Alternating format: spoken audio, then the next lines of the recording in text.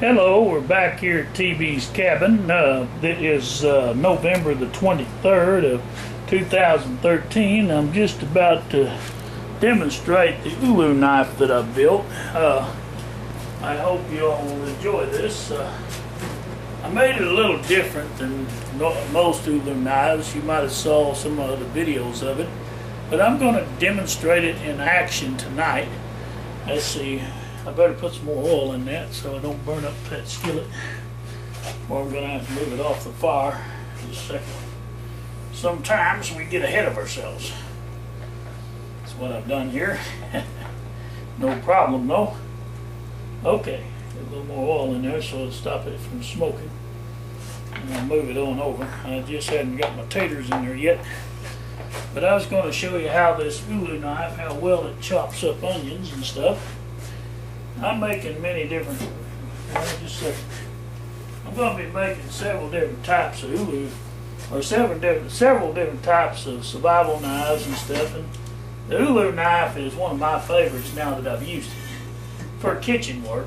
And it's good for scraping hides, skinning game, big game, small game. This will do it quick. It's made from the blade is cut in half, and I can make two of these out of one 7.5 or 7.5 inch blade off of a deli saw. But this particular one here was a saw that was no good, and I just recycled the blade. I've made two. I made one for myself and gave the other one to my cousin. She was in need of a knife. I don't know if she uses it much or not. I haven't talked to her lately. But for my preference in the kitchen is one of these. Now, just to demonstrate, I don't know if you're going to be able to see, but I'm fixing to cut up these taters.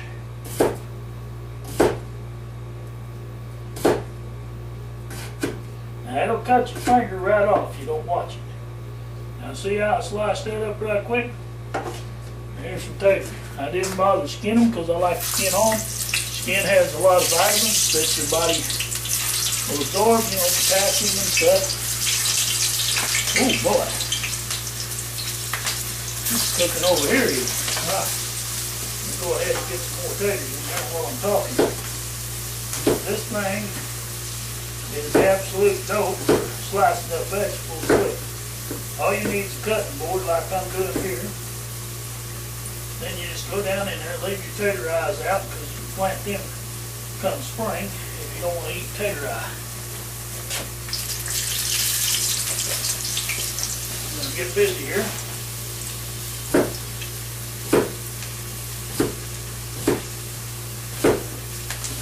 So you just set it up on there, watch your hand, and rock that back and forth with neatly.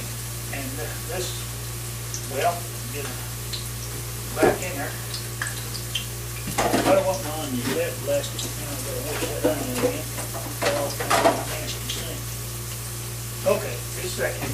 We're getting there.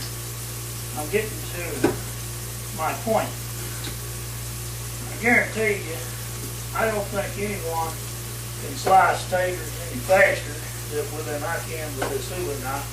And very easily, for me, it's already sliced. Going into the fire right now. Burning taters up. A little bit hot there, in fact. I moved it over. But it's still here, I've got a hot fire. What I've got in there is some oak. It's oak and hackberry that I'm using tonight in the stove.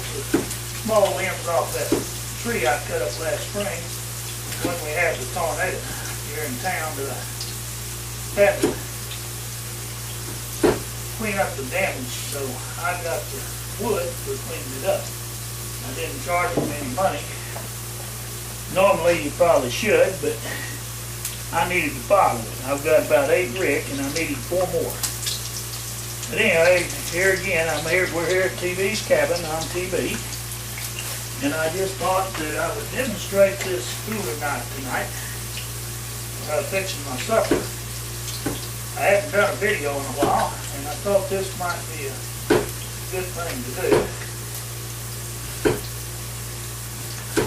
I've cut up a lot of roast on this here cutting board. when I was in the beef jerky business. I did that for 9 years. Ain't no telling how many pounds of roast I've cut up on this little cutting board right here. And all it's made out of is just a water board and some plywood. Nothing's fancy, but it does the trick. Here I am, frying up some taters. Now, oh, here's a couple more pieces that I sliced off. Going over in there. Now I'm down to the last tater that I'm going to work up for the night.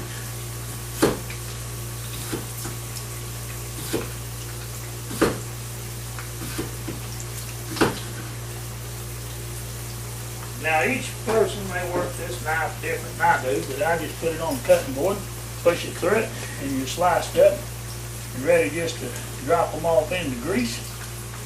Now all I need is my salt and my pepper, which I use a new kind of salt. It's called no salt. Now they got light salts, they got different kinds of salts. Right now I'm about to wash an onion off and cut me up an onion to put in there. Here's the onion. I know it's a little difficult to see it from over here. I'm not sure if I had that zoomed in or not. But here it goes. I'm going to split this onion just like that. Then I'm going to split it again. Then I'm going to cut it up. I'm going to split it again, part way anyway. Then I'm going to cut it up and dice some onion there. For the purpose of going into this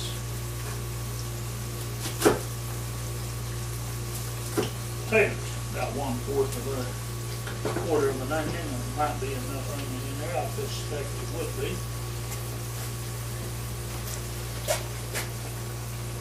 Spread that onion out real good. Also, I'm going to cook some fish cakes after the taters are done. Now I've just got this one skillet out here. Here's some garlic powder. That would be good on it. Go ahead and put that on there. Garlic powder won't hurt nothing. Now I've got some ground red pepper that I enjoy. Each y'all whatever kind of pepper and seasonings you like on your taters. Doesn't matter, it's up to the individual. I like the red cayenne pepper myself. And I'm going after my, well, I could just wait to get my no salt when I go up to Mom's, because she's going to eat with me and I'm fixing this for her and me. Now, that's got the taters. Now what I've got over here is a can of pink salmon. Now this can of pink salmon, it says it came from Alaska, 100% natural. I believe it's from Alaska. Wait a minute, don't get me lying on that. Anyhow, I had some that was. Pink salmon, 100% natural. Yeah, it says from Alaska. It says Fancy Alaska. I think it is F-A-N-C-Y. Fancy Alaskan pink salmon. Now it's a little cheaper at Walmart. So it's about the cheapest brand they got, I think. And there's hard to find down here in Poto, Oklahoma anyway. But salmon is always a good thing. You can either make fish cake out of it, or you can just eat it right out of the can. If you like fish, it doesn't matter which way you do it. But anyway, I better get my scoop over here. Now, I'll show you these taters that I've already got on. I cut up about 8 potatoes. Probably more than I'm going to eat, but Mom and I, and if someone else, my friends, show up, there'll be plenty of taters. Right there they are. Let me get my camera down on it. There we go. Now, like I said, it's November 23rd, not too far from Thanksgiving, folks, so happy Thanksgiving. In case I don't do another video before Thanksgiving. I don't know that I'll be able to, or that I can. But I just wanted to let you in on what I'm doing right now. I'm going to be making more of these ulu knives. And like I said, they'll be up for sale for Christmas. This one here, they are a little expensive, but I'm having to buy these saw blades. I can't get no more of them unless I can find some, you know, busted down off of used saws. These are $50. is what I have to have for these. So kind I have to pay for the blade. Cost me $40-some just to get it here in order to make these. Then I got to come up. Then I got to buy handle material and dowels and glue and what little labor I charge is nothing. I don't charge labor. But anyway, I'm just saying that in order to pay for shipping and everything, it's $50 for the shipping for one of these. Now, I can make these cheaper if I don't use stainless steel blades. I can make them out of skill saw blades with a fine tooth blade. And I don't know I don't know if they'll be as sharp as these or not. They should be, but I don't know. I do know that this worked out good because I was slicing meat, deli meat with this. That's why these are worth what I asked.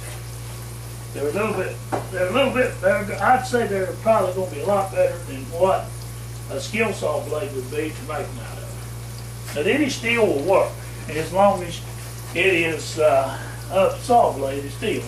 I'll show you what I mean just a second. And then I'm going to have to start the film over because they'll not let me put so many minutes on there, imagine. I had it sitting here a while ago. Yeah, here. See, this here is about the same size saw blade. It's not quite it may be stainless steel, but I don't think it is. Let me see what it says. Maximum RPM, I don't care about that. Do not create saw something machine without proper blade guard on it. Yeah, I do not use it, but I want to know, it doesn't say stainless steel on it that I can tell. Some of these are just steel blades that are polished up, and this one may be stainless steel, but most of these saw blades like this, you're not going to find the stainless steel. See, they got little teethies here. Now, that'll cut. It would do the job. I'm sure it would. But on these kind, I can probably do them. I could probably make these for $25 a piece, the full knife, and ship it to you. But with the between now and Christmas, I'll pay for shipping even on these. These would be $25. What I do, I cut the blade in half, and then I cut out the ulu blade curves on each side, and then I put my handles on them, just like I did in another video. If y'all seen it, where I made this, first couple of ulu knives, I've got video of this one, I know on there, the one I just a second, I gotta turn these taters. Gotta check on them anyway. Now they slowed down on cooking. Stove's cooled down a little bit. That's alright. Still cooking nice. Let me check my fire. May have to add a little wood to it. Oh yeah, it's down. But it's got some beautiful coals in there. Burn the crud out of you. And see, I can harden steel in these coals right here out of the stove, even for that matter. You can get your steel hardened up, but it takes a lot of hot coals to make this, there went my stuff. Make this stuff work out. Right now I'm stuffing this thing full of oak, and then I'll get on with it. Have to feed my stove, it's going out. It's got some coals, but I don't want it to go plumb out. So I'm trying to keep some wood in there. Okay, got a little wood in there. That thing back to drawn when I get the lid back on. Okay. Now it's still cooking pretty good. Now I can slide it over a little bit and get a little more heat on these taters. So I want to get them softened up. It's going to take a good 30 minutes to cook taters, even on the stove, 20 to 30 minutes. I like my taters plumb done, tender, where you can pork them. I said pork them. Make sure that sounded right. Alright, anyway, a little joke here, a little humor. Alright, let me hang this basket up back here. All that is a fish basket that I use for fishing in the summer. But right now I've got it used to put my taters and stuff in. And these tater eyes, you can save them if you want to plant taters. I never plant the taters because taters has always been cheaper for me to buy than they are for me to wear my knees out on because I got bad knees. But I could plant